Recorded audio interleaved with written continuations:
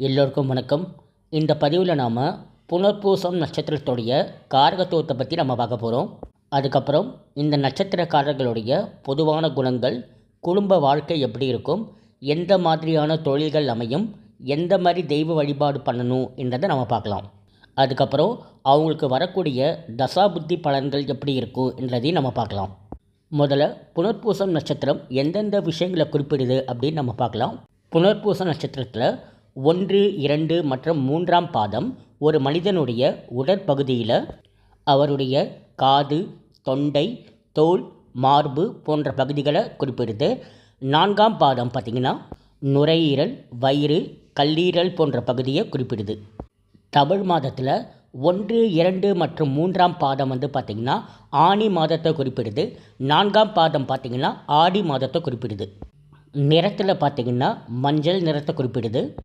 கணத்தில் தேவ கணத்தை குறிப்பிடுது. குணத்தில் சாத்வீக குணத்தை குறிப்பிடுது. மிருக வகையில் பார்த்திங்க அப்படின்னா பெண் பூனையை குறிப்பிடுது. பறவை வகையில் பார்த்திங்கன்னா அன்னப்பட்சியை குறிப்பிடுது. மர வகையில் பார்த்திங்கன்னா பால் இல்லாத மூங்கில் மரத்தை குறிப்பிடுது. மலர் வகையில் பார்த்திங்கன்னா மல்லிகை மலரை குறிப்பிடுது. இந்த புனர்பூசம் நட்சத்திரத்துடைய தமிழ் அர்த்தம் என்ன அப்படின்னு பார்த்திங்கன்னா திரும்ப கிடைத்த ஒளி அப்படின்னு அர்த்தம். பஞ்சபூதத்தில் புனர்பூசம் நட்சத்திரம் பார்த்திங்கன்னா நீரை குறிப்பிடுது. இந்த நட்சத்திரத்துக்கு நெய்வேத்தியமாக என்ன படைப்பாங்க அப்படின்னு பார்த்திங்கன்னா வெள்ளை சாதம். இந்த நட்சத்திரத்துடைய தேவதை யார் அப்படின்னு பார்த்திங்கன்னா ஸ்ரீராமன். அதிதேவதை யார் அப்படின்னு பார்த்திங்கன்னா அதிதி. நட்சத்திரத்தோட அதிபதி யார் அப்படின்னு பார்த்திங்கன்னா குரு பகவான். புனர்பூசம் நட்சத்திரத்துடைய தன்மை என்ன அப்படின்னு பார்த்திங்கன்னா இது ஒரு ஆண் நட்சத்திரம். இந்த நட்சத்திரத்துடைய உருவம் எப்படி இருக்கும் அப்படின்னு பார்த்திங்கன்னா வில். ஸோ தேவதை ராமன் என்றதால் ராமன் கையில் வச்சுருக்க வில்லை இதை மென்ஷன் பண்ணும். இந்த நட்சத்திரக்காரர்கள் வழிபட வேண்டிய ஆலயம் என்ன அப்படின்னு பார்த்திங்கன்னா திருந்து தேவன்குடி, கும்பகோணம். இவங்களுடைய அதிர்ஷ்டமான எண் என்ன அப்படின்னு பார்த்திங்கன்னா 1, 3, 7. அதிர்ஷ்டமான நிறம் என்ன அப்படின்னு பார்த்திங்கன்னா பொன்னிறம், ஆரஞ்சு. அதிர்ஷ்டமான திசை பார்த்திங்கன்னா வடக்கு. அதிர்ஷ்டமான கிழமை அப்படின்னு பார்த்திங்கன்னா வியாழன் மற்றும் ஞாயிறு. அதிர்ஷ்டமான நவரத்னம் பார்த்திங்கன்னா கனக புஷ்பகாரம். அதிர்ஷ்டமான உலோகம் பார்த்திங்கன்னா தங்கம். இவங்களுக்கு வெற்றி தரும் நட்சத்திரங்கள் என்னென்ன அப்படின்னு பார்த்திங்கன்னா சுவாதி, சதயம், பூசம், அனுஷம், உத்திரட்டாதி, அஸ்வினி, மகம், உத்திரம், ரோகிணி, அஸ்தம். இந்த புனர்பூசம் நட்சத்திரத்தில் யார் யார் தோன்றியிருக்காங்க அப்படின்னு பார்த்திங்கன்னா ஸ்ரீராமன், வசிஷ்ட மகரிஷி, குலசேகர ஆழ்வார். அடுத்து இந்த புனர்பூசம் நட்சத்திரக்காரர்களுடைய பொதுவான குணங்கள் என்ன அப்படின்னு நம்ம பார்க்கலாம். இவங்களுக்கு அதிபதி குரு பகவானாக வர்றதால இவங்க பொதுவாக பார்த்திங்கன்னா எல்லாருக்கும் அட்வைஸ் கொடுத்து ஆலோசனை கொடுக்குற ஒரு ஆளாக தான் இருப்பாங்க. மற்றவங்களை கைட் பண்ணுறது, அவங்களுக்கு கரெக்டான சஜஷன்ஸ் கொடுக்கறது போன்ற விஷயங்கள் இவங்க நேச்சுரலாகவே பண்ணுவாங்க. ஸோ மோஸ்ட்டாக பார்த்திங்கன்னா இந்த டீச்சர்ஸ் எல்லாமே இந்த மாதிரி கேட்டகரியில் தான் வருவாங்க. அப்புறம் அந்த அட்வைசரி சர்வீசஸ் கொடுக்குறவங்க, லாயர்ஸ், இந்த மாதிரி கேட்டகரியில் தான் இருப்பாங்க இவங்க மெஜாரிட்டி பார்த்திங்கன்னா. இவங்களுக்கு இயல்பாகவே பார்த்திங்கன்னா அந்த பேச்சுத்தன்மை, வாக்குத்தன்மை ரொம்ப நல்லாவே இருக்கும். பெரும்பாலும் பார்த்திங்கன்னா இவங்க பொய் பேச மாட்டாங்க. ஸோ அதே மாதிரி பார்த்திங்கன்னா சட்டத்துக்கு அகெயின்ஸ்டாக எந்த ஒரு விஷயமும் அவங்க செய்ய மாட்டாங்க. ரூல்ஸ் அண்ட் ரெகுலேஷன்ஸை ஃபாலோ பண்ணணுன்றதுல ரொம்ப ஸ்ட்ரிக்டாக இருப்பாங்க. இவங்க எந்த ஒரு சூழ்நிலையிலையும் பார்த்திங்கன்னா தன்னோட செல்ஃப் ரெஸ்பெக்டை மட்டும் இழக்கணும் அப்படின்னு நினைக்கவே மாட்டாங்க. அவங்களுடைய செல்ஃப் ரெஸ்பெக்ட்டுக்கு ஏதாச்சும் ஒரு பிரச்சனை வந்துடுச்சு அப்படின்னா அதை சரி பண்ணுறதுக்காக எந்த எக்ஸ்ட்ரீமுக்கும் அவங்க போவாங்க. ஸோ இவங்க வாழ்க்கையில் எதோ ரொம்ப முக்கியமாக நினைக்கிறாங்க அப்படின்னு பார்த்திங்கன்னா அவங்களுடைய சுயமரியாதை தான். இவங்க பெரும்பாலும் எல்லாருக்கும் அட்வைஸ் பண்ணுவாங்க. ஆனால் இவங்களுக்கு நம்ம அட்வைஸ் பண்ண பிடிக்காது. அதில் இன்னொரு விஷயம் என்னென்னு பார்த்திங்கன்னா நம்ம அட்வைஸ் பண்ணுற அளவுக்கு அவங்க வச்சுக்க மாட்டாங்க. ஸோ மோஸ்ட்டாக எல்லாத்துலேயுமே பார்த்திங்கன்னா பர்ஃபெக்டாக தான் இருப்பாங்க. ஸோ அட்வைஸ் பண்ணுற அளவுக்குலாம் இருக்காது. அவங்க மோஸ்ட்டாக பர்ஃபெக்டாக தான் இருப்பாங்க. அடுத்து இவங்களோட குடும்ப வாழ்க்கை எப்படி இருக்கும் அப்படின்னு நம்ம பார்க்கலாம். புனர்பூசம் நட்சத்திரக்காரர்களுக்கு காதல் திருமணம் செய்யும் யோகம் இருக்கும். ஆனால் அவங்க பெரும்பாலும் பார்த்திங்கன்னா அரேஞ்சு மேரேஜை தான் விரும்புவாங்க. ஏன்னா அவங்க இந்த பேரண்ட்ஸ் சொல்கிறத அப்படியே கேட்பாங்க. அவங்களுக்கு அகெயின்ஸ்டாக பெரும்பாலும் போக மாட்டாங்க. ஏன்னா இவங்க நேச்சராகவே பார்த்திங்கன்னா வீட்டில் இருக்கவங்க பெரியவங்க, இந்த வெல்விஷர்ஸு, டீச்சர்ஸு, இந்த மாதிரி இருக்கிறவங்க சொல்கிறத கேட்பாங்க. அவங்கள எதிர்த்தெல்லாம் பேச மாட்டாங்க. ஸோ பெரும்பாலும் இவங்க காதல் திருமணத்துக்கு வாய்ப்பே வந்தாலுமே வீட்டில் ஒத்துக்கிட்டால் மட்டும் தான் பண்ணுவாங்களே தவிர்த்து அவங்க அதுக்கு அகெயின்ஸ்டாலாம் போய் பண்ண மாட்டாங்க. இந்த புனர்பூசம் நட்சத்திரக்காரர்களுக்கு பார்த்திங்கன்னா திருமண வாழ்க்கை ரொம்ப சிறப்பாகவே அமையும். மேரேஜ்க்கு அப்புறம் பார்த்தீங்கன்னா, அவங்களுக்கு சொசைட்டியில் வந்து ஒரு நல்ல பேர் வந்து அவங்களுக்கு வந்து கிடைக்கும். இவங்க வந்து பார்த்தீங்கன்னா, தன் குடும்பத்த ஆள்கள்லே பார்த்தீங்கன்னா வந்து பெண் குழந்தைகள் மீது வந்து ரொம்ப பாசமா இருப்பாங்க. இவங்க அதிகமா பார்த்தீங்கன்னா வந்து பெண் தெய்வங்கள வந்து கும்பிடுவாங்க. இவங்க வந்து பார்த்திங்கன்னா கொஞ்சம் சிக்கனமானவங்க தான். ரொம்ப ரொம்ப லக்ஸரியஸெல்லாம் பார்த்திங்கன்னா வந்து செலவெல்லாம் பண்ண மாட்டாங்க. ஆடம்பர செலவெல்லாம் பண்ண மாட்டாங்க. என்ன தேவையோ அதுதான் பண்ணுவாங்க. ஆனால் ஃபேமிலிக்காக நிறையவே செய்வாங்க. இந்த நட்சத்திரக்காரர்களுக்கு பார்த்திங்கன்னா ஜென்ரலாகவே வந்து 37 வயசுக்கு மேலே தான் வந்து இந்த நிறையா சொத்து வாங்குறது, வெளிநாடு போகிறது அந்த மாதிரி யோகங்கள் வந்து அமையும். இவங்க தசாபுத்தி பலன்படி பார்த்திங்கன்னா. அடுத்து இவங்களுக்கு எந்த மாதிரி நண்பர்கள் அமைவாங்க அப்படின்னு பார்க்கலாம். இவங்களுக்கு வந்து பார்த்திங்கன்னா வந்து நண்பர்கள் வந்து மாறிக்கிட்டே இருப்பாங்க.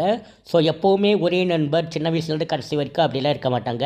இவங்க வேறு ஊருக்கு போகும்போதோ இல்லை வந்து வேறு ஒரு இடத்துக்கு ட்ரான்ஸ்ஃபர் ஆகி போகும்போதோ ஸோ அதுக்கேற்ற மாதிரி நண்பர்கள் வந்து புதுசு புதுசாக வந்துக்கிட்டே இருப்பாங்க. பெர்மனெண்ட்டாக ஒரு ஃப்ரெண்ட் அப்படின்னு இருக்க மாட்டாங்க. இவங்களுக்கு எந்த நட்சத்திரத்தில் பிறந்தவங்க வந்து ரொம்ப ஃபேவராக இருப்பாங்க அப்படின்னு பார்த்திங்கன்னா பூசம், மகம், உத்திரம், சித்திரை, அனுஷம், மூலம், உத்திரம், உத்திரட்டாதி, அஸ்வினி, கிருத்திகை, மிருகசீரிடம். இந்த நட்சத்திரத்தில் பிறந்தவங்க ஃப்ரெண்ட்ஸாக இருந்தாங்கன்னா அது ரொம்ப ஃபேவராக இருக்கும். இந்த நட்சத்திர நாட்களில் வந்து நல்ல விஷயங்கள் அவங்க செஞ்சாங்கன்னா அதுவும் பாசிட்டிவாகவே முடியும் அவங்களுக்கு. அடுத்து எந்த நட்சத்திரத்தில் இருக்கவங்களோட சேர்ந்தால் கொஞ்சம் பிரச்சனை வரும் அப்படின்னு பார்த்திங்கன்னா ஆயில்யம், கேட்டை, ரேவதி. ஸோ இந்த மாதிரி நட்சத்திரத்தில் இருக்கவங்கள வந்து திருமணம் செய்யாமல் இருக்கிறது, அதே மாதிரி இவங்க கூட சேர்ந்து தொழில் பண்ணாமல் இருக்கிறது நல்லது. அடுத்து இவங்களுக்கு எந்த மாதிரி தொழில்கள் அமையும் அப்படின்னு நம்ம பார்க்கலாம். ஸோ இவங்களோட அதிபதி குரு என்றதால் இந்த நட்சத்திரத்தில் பிறந்தவர்கள் வந்து கொஞ்சம் நல்லாவே படிச்சிருப்பாங்க. ஸோ இவங்க வந்து பார்த்திங்கன்னா அரசு வேலையிலும் அட்வைசரி சர்வீசஸ்லையும் வந்து அதிகமாக இருப்பாங்க. அதிகமாக டீச்சர்ஸாகவும் சார்ட்டர்ட் அக்கௌண்டன்ஸாகவும் லாயராகவும் இருப்பாங்க. அதிகமாக பார்த்திங்கன்னா ப்ராக்டிஸ் பண்ணுற மாதிரி ஒரு துறையை தான் இவங்க வந்து செய்வாங்க. இந்த நட்சத்திரத்தில் பிறந்தவங்களுக்கு மட்டும் குரு பகவான் ஜாதகத்தில் நல்லா இருந்தாங்க அப்படின்னா பேங்கிங் ஃபினான்ஸ் ஃபீல்டில் இருந்தாங்கன்னா ரொம்ப நல்ல பொசிஷனுக்கு அவங்க வருவாங்க. அடுத்து இவங்களோட ஆரோக்கியம் எப்படி இருக்கும் அப்படின்னு பார்க்கலாம். இவங்களுக்கு வந்து பார்த்திங்கன்னா சின்ன வயசுலேயே வந்து முடக்குவாதம் வரக்கூடிய வாய்ப்புகள் வந்து கொஞ்சம் அதிகமாகவே இருக்கும். அதே மாதிரி நுரையீரல் பாதிப்பு உண்டாகிறதுக்கும் வாய்ப்பு அதிகமாக இருக்கும். இந்த நட்சத்திரக்காரர்கள் வந்து ஸ்வீட்டை தவிர்க்கிறது நல்லது. அடுத்து புனர்பூசம் நட்சத்திரக்காரர்களுக்கு வரக்கூடிய தசாபுத்தி பலன்கள் எப்படி இருக்கும் அப்படின்னு நம்ம பார்க்கலாம். இவங்களுக்கு முதல்ல வரக்கூடிய தசை என்ன அப்படின்னு பார்த்திங்கன்னா குரு தசை. இவங்களோட ஜாதகத்தில் பார்த்திங்கன்னா வந்து குரு வந்து ஒரு நல்ல நிலையில் பலம் பெற்று இருந்தாங்க அப்படின்னா அவங்களுக்கு இளமையிலேயே கல்வியில் வந்து ஆட்டோமேட்டிக்காக வந்து இன்ட்ரெஸ்ட் வந்து ரொம்ப அதிகமாக இருக்கும். கல்வியில் ரொம்ப சிறந்து விளங்குவாங்க. இவங்க வந்து பெற்றோரையும் சரி ஆசிரியர்களும் சரி நல்லா மதித்து அவங்க சொல்கிறத கேட்டு நடப்பாங்க. அவங்களை எதிர்த்து ஒரு வார்த்தை கூட அவங்க பேச மாட்டாங்க. இறை வழிபாட்டிலையும் வந்து ரொம்ப ஆர்வம் மிகுந்தவங்களாக இருப்பாங்க. ஸோ சுருக்கமாக சொல்லப்போனால் இந்த காலகட்டத்தில் அவங்க எந்த ஒரு காரியத்தை எடுத்தாலும் அதில் வெற்றி தான் பெறுவாங்க. அடுத்து இவங்களுக்கு வரக்கூடிய தசை என்ன அப்படின்னு பார்த்திங்கன்னா சனி தசை. இது மொத்தம் வந்து பார்த்திங்கன்னா 19 வருஷம் நடக்கும். ஸோ இந்த தசையப்போ பார்த்திங்கன்னா பெரும்பாலும் பார்த்திங்கன்னா சொந்த தொழில் செய்யும் அமைப்பு வந்து நிறையா பேருக்கு ஏற்படும். அதுவும் அவங்க ஜாதகத்தில் பார்த்திங்கன்னா சனி வந்து 10ஆம் இடத்துலையோ இல்லை 10ஆம் இடத்தை தொடர்பு கொண்டாலோ பார்த்திங்கன்னா ஸோ தொழில் வந்து சிறப்பாக வரத்துக்கான வாய்ப்பு வந்து ரொம்ப சிறப்பாக இருக்குது. அடுத்து இவங்களுக்கு வரக்கூடிய தசை என்ன அப்படின்னு பார்த்திங்கன்னா புதன் தசை. இது வந்து பார்த்திங்கன்னா மொத்தம் 17 வருஷம் நடக்கும். ஸோ இந்த பீரியடில் வந்து பார்த்திங்கன்னா வந்து நன்மை தீமை ரெண்டுமே கலந்து ஒரு மிக்சடு ரிசல்ட்டை தான் வந்து அது கொடுக்கும். அது ஓகேங்களா. ஏன்னா பார்த்திங்கன்னா புதன் வந்து அந்தளவுக்கு ஃபேவராக வந்து இருக்காது. ஸோ மோஸ்ட்டாக பார்த்திங்கன்னா இந்த neurological issues, nerve weakness, so இந்த மாதிரி பிரச்சனைகள் வந்து கொஞ்சம் அதிகமாகவே இருக்கும் இந்த தசையப்போ பார்த்திங்கன்னா. அடுத்து அவங்களுக்கு வரக்கூடிய தசை என்ன அப்படின்னு பார்த்திங்கன்னா கேது தசை. இது வந்து பார்த்திங்கன்னா மொத்தம் 7 வருஷம் நடக்கும். ஸோ நான் முன்னாடியே சொல்லியிருக்கேன், இந்த தசையில் பிறந்தவங்களுக்கு பார்த்திங்கன்னா இந்த நட்சத்திரத்தில் பிறந்தவங்களுக்கு பார்த்திங்கன்னா குரு தான் வந்து அதிபதியாக வர்றதால ஸோ நேச்சுரலாகவே அவங்களுக்கு வந்து இந்த இறை வழிபாட்டில் வந்து ஆர்வம் வந்து அதிகமாக இருக்கும். ஸோ இந்த கேது தசையப்போ பார்த்திங்கன்னா அந்த ஈடுபாடு வந்து ரொம்ப அதிகமாக இருக்கும். ஸோ வந்து பார்த்திங்கன்னா ஒரு குருவை தேர்ந்தெடுக்கிறது, ஒரு கண்டினியூஸாக ஆன்மீக வழிபாடு பண்ணுறது, இந்த மாதிரி இறைப்பணிக்காக பணத்தை செலவு பண்ணி டொனேஷன் பண்ணி ஏதாச்சும் கோயில் கட்டுறது, இல்லை கோயிலுக்காக கான்ட்ரிபியூட் பண்ணுறது, ஸோ இது போன விஷயங்கள் வந்து ரொம்ப நிறையாவே செய்வாங்க. ஸோ சிம்பிளாக சொல்லப்போனால் இந்த பீரியடில் பார்த்திங்கன்னா வந்து அதிகமான வந்து இந்த சோஷியல் ஆக்டிவிட்டீஸ் வந்து நிறையா இருக்கும். அதை பொதுமக்களுக்காக செய்கிறது, அதே மாதிரி ரிலீஜியஸ் ஆக்டிவிட்டி, அந்த மாதிரி விஷயங்கள் வந்து ரொம்ப அதிகமாகவே இருக்கும்.